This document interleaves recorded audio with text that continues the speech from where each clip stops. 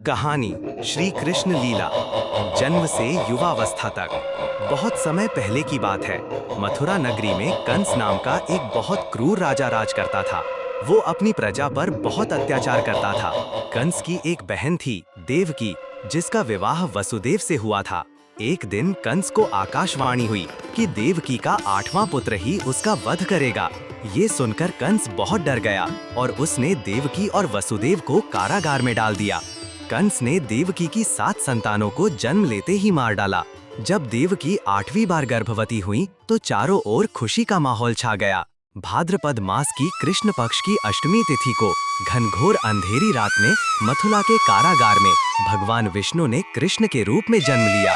जैसे ही कृष्ण का जन्म हुआ, कारागार के ताले अपने आप खुल गए और पहरेदार गहरी नींद में सो गए। वसुदेव ने नन्हे कृष्ण को एक टोकरी में रखकर उफनती यमुना नदी को पार किया और गोकुल में अपने मित्र नंद बाबा के घर पहुंचाया।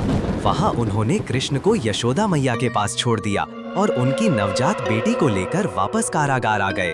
कंस को जब पता चला कि देवकी का 8वां पुत्र पैदा हुआ है तो वो तुरंत कारागार पहुंचा, लेकिन उसे वहां यशोदा की बेटी मिली। कंस ने उस बच्ची को भी मारने का प्रयास किया, लेकिन वो बच्ची उसके हाथ से छूटकर आकाश में उड़ गई और उसे चेतावनी दी कि उसका वध करने वाला गोकुल में सुरक्षित है। गोकुल में कृष्ण का लालन पालन नंद बाबा और यशोदा मैया ने बड़े प्यार से किया। कृष्ण अपनी बाल लीलाओं से सभी गोकुल वासियों का मन मोह लेते थे। वो अपनी नटखट हरकतों से माखन चुराते, गोपियों को परेशान करते और ग्वाल बालों के साथ खेलते।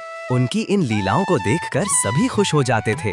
कृष्ण ने बचपन में ही कई राक्षसों का संहार किया, जिन्हें कंस ने उन्हें मारने के लिए भेजा था, जैसे पूतना, बकासुर, अघासुर। कृष्ण बड़े होते गए और उन्होंने अपनी अलौकिक शक्तियों से गोकुल और ब्रिजवासियों की रक्षा की। उन्होंने गोवर्धन पर्वत को अपनी छोटी उंगली पर उठाकर इंद्र के प्रकोप से ब्रिजवासियों को बचाया। उनकी बांसुरी की धुन पर सारी प्रकृति झूम उठती थी और सभी गोपियां उनके प्रेम में लीन हो जाती थीं।